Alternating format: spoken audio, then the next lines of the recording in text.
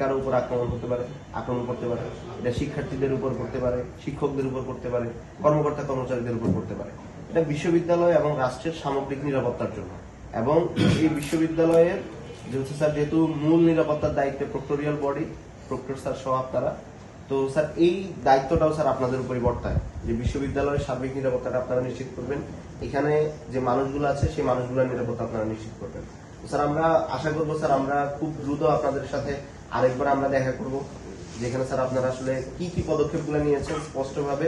আমরা স্যার আজকে যেভাবে কথা বলেছি সেভাবে না, বরং আমরা স্যার আপনাদের কাছ থেকেই লিখিতভাবে চাইবো যে আপনারা আসলে স্যার কি কি করেছেন পদক্ষেপগুলো, আমরা সেগুলো জানতে চাই। এবং এটা শুধুমাত্র আমাদের জন্য না, এটা বিশ্ববিদ্যালয়ের স্টুডেন্টদের জন্য, বিশ্ববিদ্যালয়ের শিক্ষক কর্মকর্তা কর্মচারী সবার জন্য। শেষে একটু অ্যাড করেছি, সেটা হলো ছাত্রলীগ এখন যেটা করতেছে, তারা নিজেদের ব্যানারে না, তারা এই ক্যাম্পাসে বিভিন্ন নামে ব্যানার করতেছে, বিভিন্ন জায়গায় চায়ের দোকান থেকে শুরু করে আড্ডাখানা করে এই কার্যক্রমগুলো চালানোর চেষ্টা করতেছে। তো আপনারা আই থিঙ্ক যে ক্যাম্পাসে আপনাদের যে একটা তৎপরতা, যেটা হলো ক্যাম্পাসে কোথায় কি চলতেছে, এই তৎপরতা বাড়ান, কারণ তারা নামে বেনামে এই ধরনের দোকান খুলে এই মুহূর্তে এই কার্যক্রমগুলো। এটা তো স্যার এত অগুরুত্বপূর্ণ বিষয় না যে 2 বছর পার হওয়ার পরও আমাদের কাছে একটা কমপ্লিট ডকুমেন্টেশন এখনো পাই না। 5 আগস্টের পরে সবচেয়ে বড় গুরুত্বপূর্ণ বিষয় তো ছাত্রলীগের যারা হামলাকারী ছিল, ক্যাম্পাসে যারা টিচাররা একেবারে সরাসরি জড়িত ছিল সবকিছুতে, মিছিলে, মিটিংয়ে, 3 তারিখ অবধি, তাদের যে বিচার তো দূরের কথা, ডকুমেন্টেশনটা করতে না পারে। এটা ঢাকা বিশ্ববিদ্যালয়ের শুধুমাত্র প্রক্টোরিয়াল বডি না, একেবারে শিক্ষার্থী থেকে শুরু করে যে প্ল্যাটফর্ম, সবারই তো একটা সামগ্রিক ব্যর্থতা। এবং আপনি যে স্যার এখনো জানেন না এই প্রক্টোরিয়াল বডিতে কারা কাজ করে, এটা আমাদের জন্য খুবই লজ্জাজনক। আমাদের এক একজনের তো দায়িত্ব আলাদা দেওয়া, মানে এটা তত জানার মতো বিষয়। কমিটি হয়েছে সেটা আমি জানি, শিক্ষকরা কারা কারা জড়িত ফ্যাক্ট ফাইন্ডিং কমিটি হয়েছে, বিশ্ববিদ্যালয়ে একটা প্রাথমিক তদন্ত করে 128 জনের, যদি আমি সংখ্যাটা ভুল না বলি, 128 জনকে বহিষ্কার করা হয়েছে। যাদের বিরুদ্ধে ফৌজদারি মামলা হয়েছে সেটা ফৌজদারি আইন অনুযায়ী তদন্ত চলমান। ঠিক আছে, তাহলে যেই বিষয়টা ফৌজদারি মামলায় তদন্ত চলমান, সেটা নিয়ে তদন্ত চলার আগে তো আমার আসলে মন্তব্য করাটা সমীচীন না।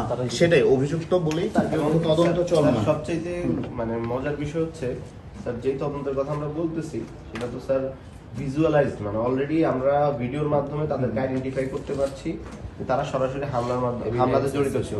আমাদের কাছে এভিডেন্স আছে, বিশ্ববিদ্যালয় প্রশাসনের কাছে এই এভিডেন্স গুলো আছে। এরপরেও স্যার আমরা এটাকে আসলে মানে তদন্তের কথা বলে আমরা আসলে আমাদের মূল পয়েন্টগুলো থেকে আমরা এটাকে লেন্দি করার চেষ্টা করছি, কিংবা কোনোভাবে তাদেরকে বাঁচানোর চেষ্টা করছি। এবং এই সকল ব্যক্তিরা আপনারা দেখবেন ক্যাম্পাসের আশেপাশে নানা জায়গায় আড্ডা দেয়। ইভেন আমরা তো বললাম ক্যাম্পাসে আড্ডা দেয় না, ওরা অনেকেই বিশ্ববিদ্যালয়ের বিভিন্ন ডিপার্টমেন্টের শিক্ষকদের সহযোগিতায় তাদেরকে আলাদা পরীক্ষার ব্যবস্থা করা হয়েছে, মানে যাতে স্টুডেন্টরা জানতে না পারে, এই জন্য তাদেরকে প্রথম মানে আলাদা করে কোনো শিক্ষকের রুমে কিংবা অন্য তাদের আলাদা করে পরীক্ষা পর্যন্ত নেওয়া হচ্ছে। তো এগুলোর সাথে এবং কোন শিক্ষকরা জড়িত সেটাও আমরা জানি, সেগুলোর বিষয়ে বিশ্ববিদ্যালয় অবগত, প্রক্টোরিয়াল টিম অবগত, কিন্তু তাদের বিরুদ্ধে কোনো ধরনের ব্যবস্থা নেওয়া হয়নি। তো এখানে আসলে স্যার তদন্তের কথা বলে আপনি যেটার একদম চাক্ষুষ প্রমাণ আছে, প্রত্যক্ষদর্শী আছে, যেটার ভিডিও আছে, ছবি আছে স্যার, এরপরে আর এগুলোকে কোনোভাবেই তদন্ত কার্যক্রম দ্রুত শেষ করে একটা ফলাফল যাচ্ছে। আপনাদের এই মেসেজটা যেই বডিগুলো এই তদন্তগুলো করছে, সেটা শিক্ষক, ছাত্র থেকে শুরু করে যারাই এই বিষয়গুলোর সাথে জড়িত, হ্যাঁ, সেই বডিতে আপনাদের এই মেসেজটা প্রক্টর স্যারের মাধ্যমে আমি পৌঁছে দিই। ঠিক আছে, থ্যাংক ইউ।